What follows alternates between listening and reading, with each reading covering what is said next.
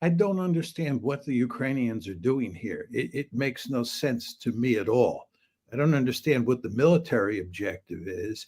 And in fact, if anything, what this is going to do is detract from their effort in the eastern part of Ukraine to stymie the Russian steamroller, which is consistently moving forward every day and attriting the fighting units that the Ukrainians have arrayed on that eastern front. I mean, what the Ukrainians should be doing with those forces that they've sent into Russia in the Kursk area is those forces should have been sent to the front lines in the eastern part of Ukraine to buttress the forces that are buckling underneath the Russian steamroller. It makes no sense to attack into Kursk. What are they going to gain from doing this? Are they going to, help win the war? Not at all. So this is a foolish last-minute gamble from my perspective, on the part of the Ukrainians to try and turn things around. According to Gilbert Doctorow, the soldiers who did this were the best that Ukraine has, whereas the military farther west that is attempting to, unsuccessfully, of course, to delay the Russian onslaught are the worst that the Russian has, that the Ukrainians have. He thinks that this was done just for PR purposes, much like the boasting about flying F-16s over Kyiv, which are useless, and that was done for PR purposes. Do you agree with that? I think one could argue in a compelling way that this is being done for PR purposes. As I said in my initial comment, I can't see what the military value of this is. I can't see how it shifts the military balance in any meaningful way. And as I said, I think if you're really interested in stymieing the Russians, it would have made much more sense, and this is what Gilbert was saying, to take those forces and send them to the east to try and stop the Russians as best that they can. There's no question from all of the news reports that the unit that was sent into Russia in the Kursk area was an elite fighting unit. So you would think an elite fighting unit would be the ideal unit to send to the front lines in the eastern part of Ukraine, and not to send heading towards Kursk. And yet an elite fighting unit is used to target Russian civilians rather than a bona fide military target. That's crazy, is it not? Yeah. It doesn't make any strategic sense. And as all sorts of people have commented, the Ukrainian leadership is taking a beating in the Ukrainian blogosphere from all of the Ukrainian individuals who follow this war closely and comment on what Ukraine is doing and how it's faring on the battlefield. So it's not like you have Westerners like us or the Russians criticizing this operation. Many Ukrainians who, follow Ukrainian strategy closely and are rooting hard for Ukraine think that it makes no sense at all. Professor Mearsheimer, you have an extraordinary piece, a masterpiece, if I may call it that, in your Substack column this week, which is long and detailed and worth reading, about who caused the Ukraine war. Many of the arguments in there you have made on this show. I'm deeply gratified for that, and elsewhere in the audience is familiar with many of those arguments. This is a detailed piece with a lot of history, and I commend it to everyone to read it. After you did all the research that you had to do in order to write this lengthy piece, is there any question in your mind but that the United States government is absolutely wrong when it says Putin wants to take over Ukraine, Putin wants to run Ukraine, and when he finishes taking over Ukraine, he wants to invade other countries in Eastern Europe? Is there any question in your mind? There is no question in my mind. My good friend Steve Walt has advised me not to make the argument that there is no evidence to support the conventional wisdom which you just articulated about Ukraine. And I understand Steve's point, because what he's saying is you don't want to use extreme language and use words like no evidence. And he says you should say there's little evidence. My response to Steve is I would say there is little evidence if there was any evidence, but there is no evidence to support the conventional wisdom. This is one big lie. And the lie is being made or offered in order to generate political support for the people that are articulating the lie. The neocons in the State Department itself, the Secretary of State, the head of national security, and to the extent he knows what he's talking about, I don't want to get personal, the President of the United States. I agree with that, but I'll take it a step further. I think it's very important to understand that this question of who is responsible for causing the Ukraine war matters enormously, because it is directly related to the question of who has blood on his hands. That's the issue here. In other words, is it Joe Biden and his lieutenants? Is it the West that has blood on its hands for causing this disaster? Or is it Vladimir Putin? And the reason that we invented this story that it was Putin and that he was interested in conquering Ukraine and making it part of a greater Russia, and then he was going to go into Eastern Europe and recreate the Soviet Empire. The reason we invented this story is that we want to make the argument he is responsible for the war and he has blood on his hands. So this is a really high stakes issue, and it's not going to go away, because what's going to happen here is that ultimately this war is going to end. People are going to understand it's a total disaster for Ukraine, which of course it is. And the question is then going to come front and center, who has blood on his hands? And is it Biden and company, or is it Putin and company? It's Biden and company plus NATO plus the Western neocon mentality. Yeah, it's the West more generally. That's all correct. Right. Before we transfer over to Israel and Gaza and Hezbollah and Iran, how much longer do you think Ukraine can hold out? Very hard to say. My guess would be that in 2025, this war will come to an end, or at least the shooting will come to an end. I think that will be a consequence of events on the battlefield, number one. And two, the damage that the Russians are doing to the electric grid inside of Ukraine. I think given the egregious damage that the Russians are inflicting on that grid, and the fact that winter is coming, and given the fact that the Ukrainians are suffering enormous casualties on the battlefield, I think it'll be sometime in 2025 that you have a ceasefire. Here's a cut from President Putin. It's 2 months old, but he says clearly the threat to Europe does not come from Russia. The threat to Europe does not come from Russia. The main threat to Europeans is their critical and increasing dependence on the United States in military, political, technological, ideological, and informational aspects.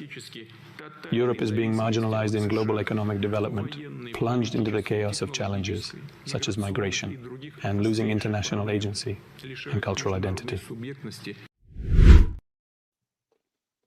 Seems to have his finger right on it. Yeah, I believe Putin is correct.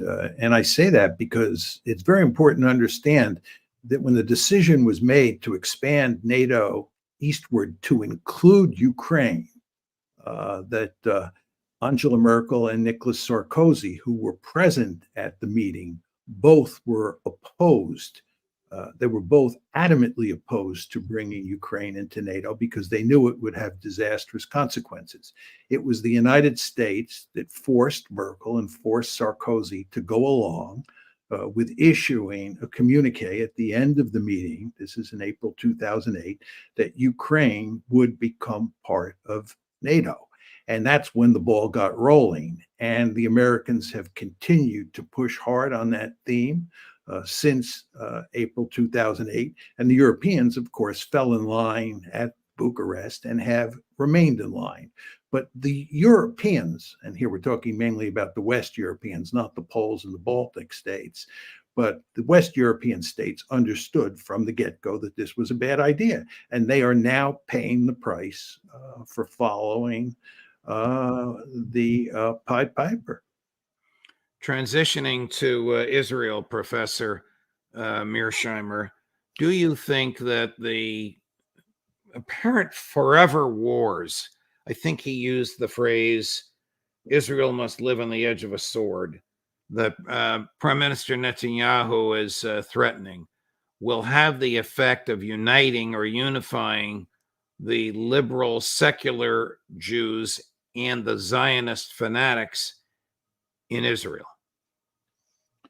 Well, I think that this is a very tricky question. I mean, there's no question that almost everybody in Israel has come to the conclusion, rightly or wrongly, that they're doomed to be in a permanent state of emergency, and the threat of war from their neighbors and from the Palestinians is not going away anytime soon. So I think there's unanimity on that dimension of the question that you're asking. Nevertheless, there are significant disagreements inside of Israel on how to deal with that threat environment. And you see it today with regard to the question of a ceasefire in Gaza. There are just lots of people who believe that the Israelis should accept a ceasefire. And of course, Prime Minister Netanyahu disagrees with that, at least so far. So there are, real differences in that regard. The same thing is true with regard to Gaza. There are a lot of Israelis who tend to be in the center who do not want to remain in Gaza. They think that it's a hornet's nest and Israel should get out. But then you have all sorts of people on the right who would like to kill all the Palestinians in Gaza, ethnically cleanse it, and build settlements in Gaza because they think Gaza is part of the Holy Land.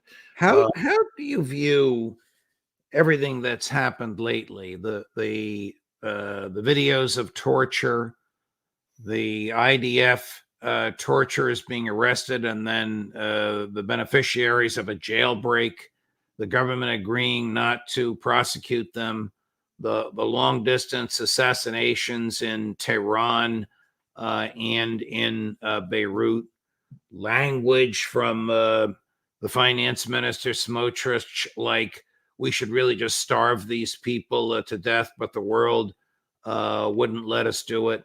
The Knesset debating whether or not the torturers should have carte blanche, that is, no prosecution for what they do, an actual legal immunity. The Knesset debating whether or not the jailers can just put a bullet in the head of the Palestinian prisoners on the theory that they need more bedroom. All of this. How do you view this? Where do you see this going?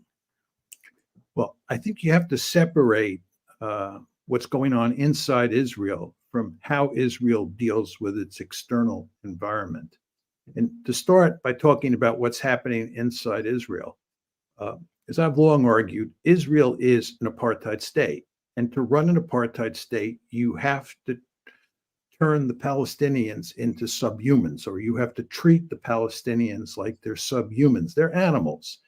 And when you run an apartheid state, you end up brutalizing in the most horrible ways the victims, the second class or third class people who live in your society. And this has been happening inside of Israel for a long time. The Israelis have been torturing prisoners, doing terrible things to the Palestinians for a long, long time. And what happened on October 7th is that those terrible practices that the Israelis employ against the Palestinians were ramped up. And what you see today is that the Palestinians are being treated in the most horrendous ways. And most people in the West cannot believe that the Israelis are doing this because it's so out of line with what you would expect from a liberal democracy. But if you look at how the Israelis themselves think about it, it's quite remarkable how much support there is for this behavior. Channel 12 in Israel recently ran a survey asking Israelis whether they thought it was okay for an Israeli person to rape a terrorist. Okay. Is it okay for an Israeli to rape a terrorist? 47% of Israelis, according to Channel 12 in Israel, 47% of Israelis said it's okay. And 42% said it's not okay. What does this say about Israeli society? This is horrible. But that's what you're dealing with. And by the way, there's a new report out from B'Tselem, the Israeli human rights group, called Welcome to Hell, which lays out in deep detail what has been happening in Israeli prisons to Palestinians since October 7th. And that report, by the way, makes it clear that what has been happening since October 7th may be an ramped up version of what was happening before October 7th, but never lose sight of the fact that those prisoners were being treated in the most brutal ways before October 7th as well.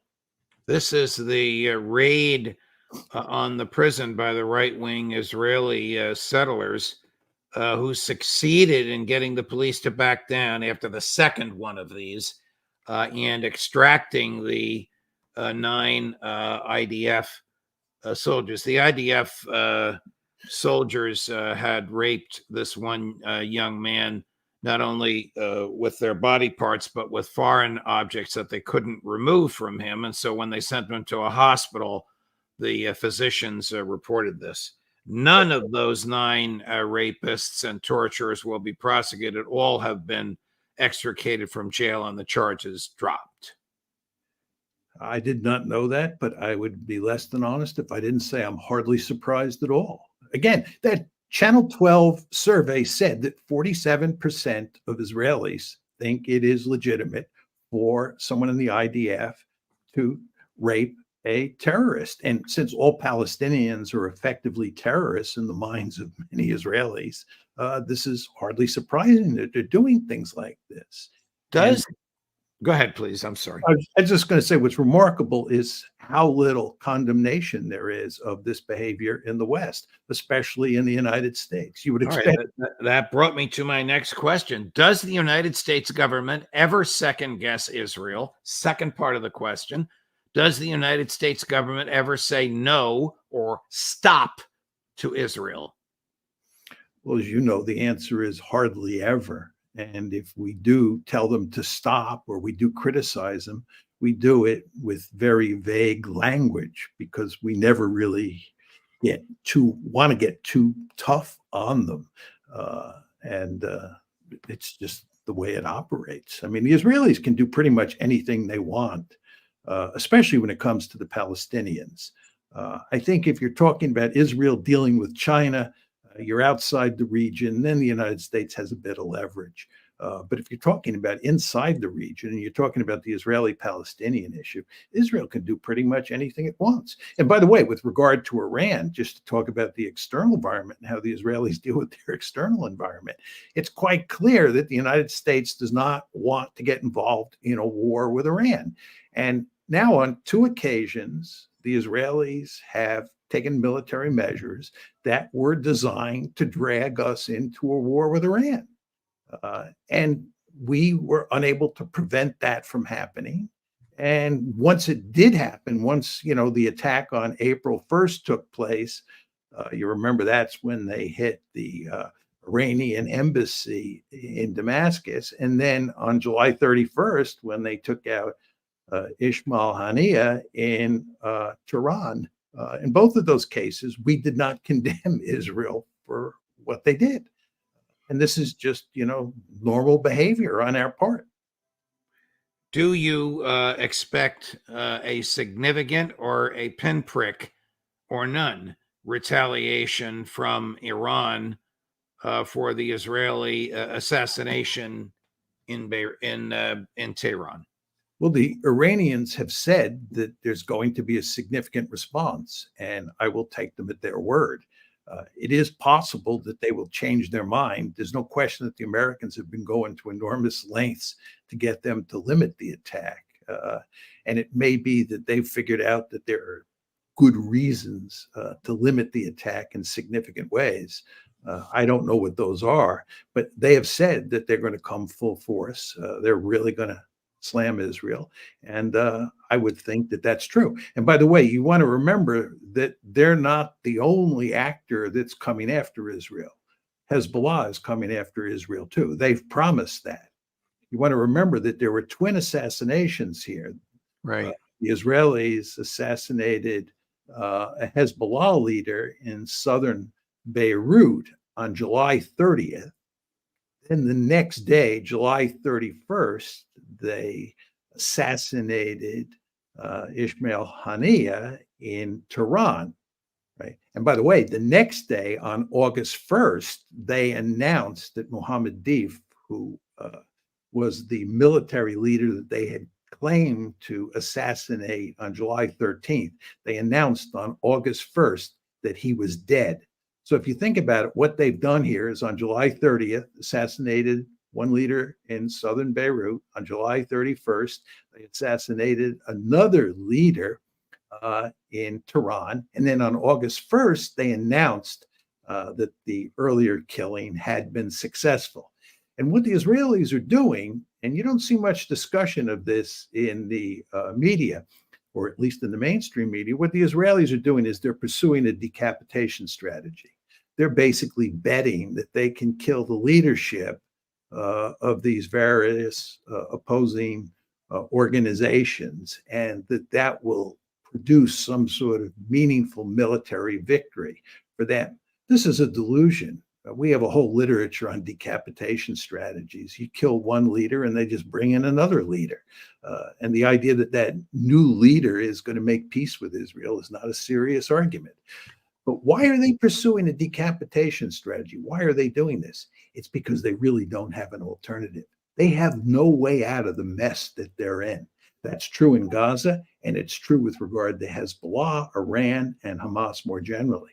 I'm going to ask you in a minute about animosity in the region generated by Prime Minister Netanyahu's government. But first, I want you to listen to a statement made on August 5th, so just 4 days ago, by the Turkish foreign minister.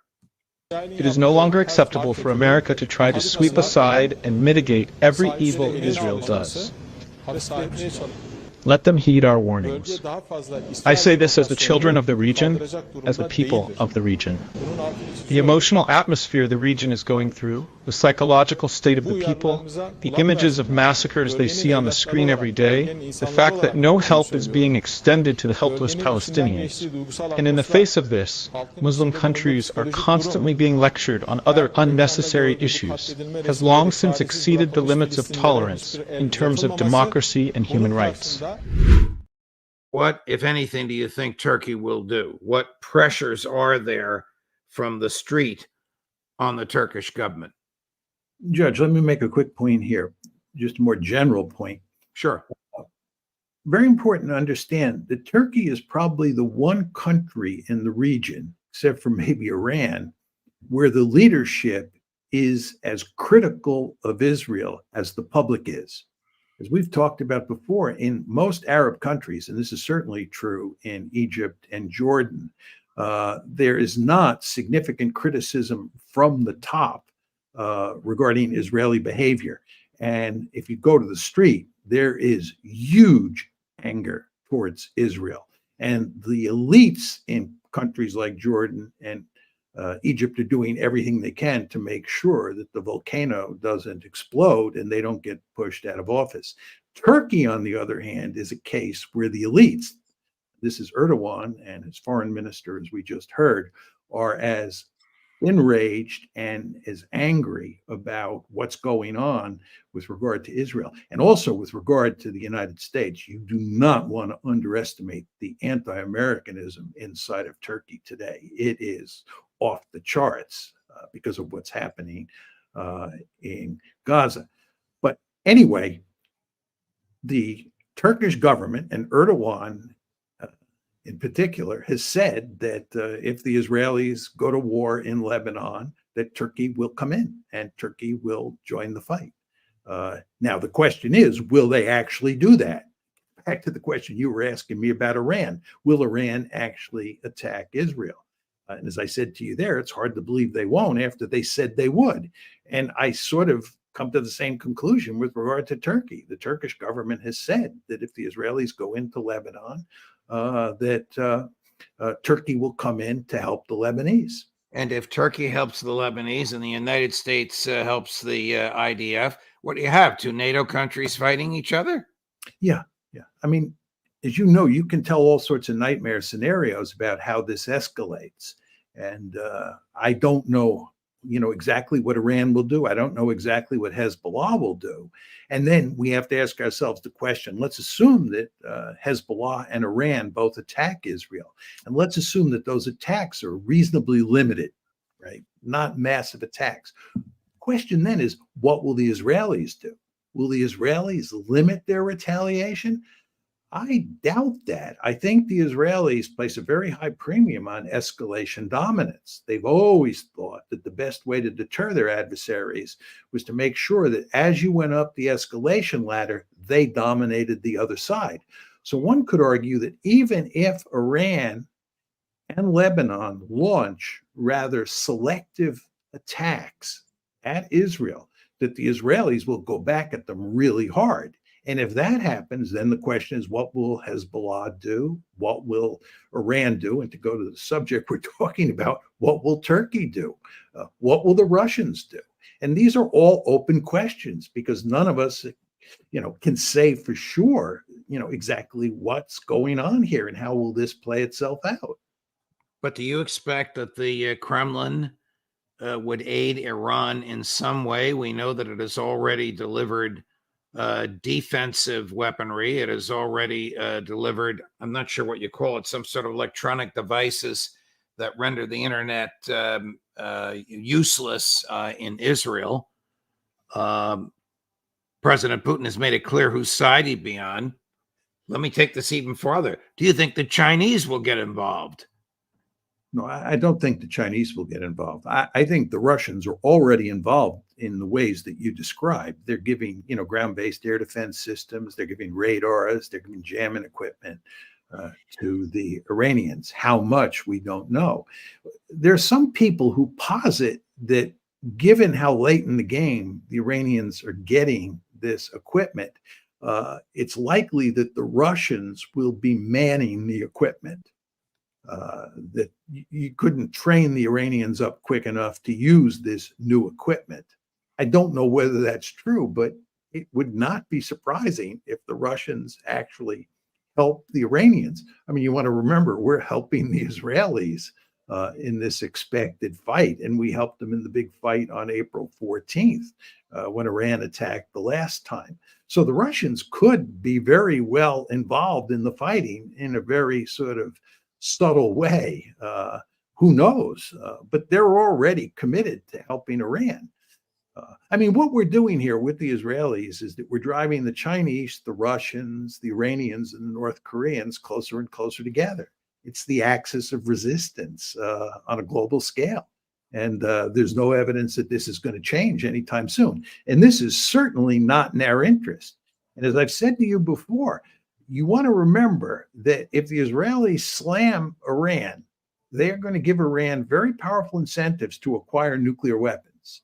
The Iranians are not far from the point where they have nuclear weapons, and we should be doing everything we can, and the Israelis should be doing everything they can to make sure they don't cross the nuclear threshold. But given our actions, and especially given Israel's actions, we're giving Iran very powerful incentives to acquire nuclear weapons. And the question is, will the Russians help us prevent that? I wouldn't bet a lot of money on it. Are you talking about Iran developing nuclear weapons or getting them from their friends in Pakistan? No, developing them.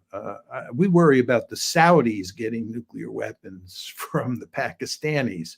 We believe the Saudis gave the Pakistanis monetary assistance to acquire the bomb, and that the quid pro quo is that China will give nuclear weapons to Saudi Arabia if Saudi Arabia needs those weapons. You want to remember that Saudi Arabia has said that if Iran gets nuclear weapons, they will get nuclear weapons. And that's where the Pakistani connection comes in. I'm not saying that would happen, that Pakistan would give them a nuclear weapon. But in the case of Iran, Iran has a very sophisticated nuclear infrastructure, and they're enriching uranium up to 60%. And that's just a hop, skip, and a jump away from enriching uranium up to 90%, which is weapons grade uranium. So the Iranians are not far from the point where they would have sufficient weapons grade uranium to develop at least one, maybe two or three bombs. And it would not take them that long to do it. And it would be extremely difficult for us and for the Israelis to prevent that. So what we want to do is we don't want to give the Iranians an incentive to cross the nuclear threshold, to become a nuclear weapon state. And the best way to do that is not to attack them, because if you attack a state with your military forces, you give that state a very powerful incentive to acquire what we call the ultimate deterrent, i.e. nuclear weapons.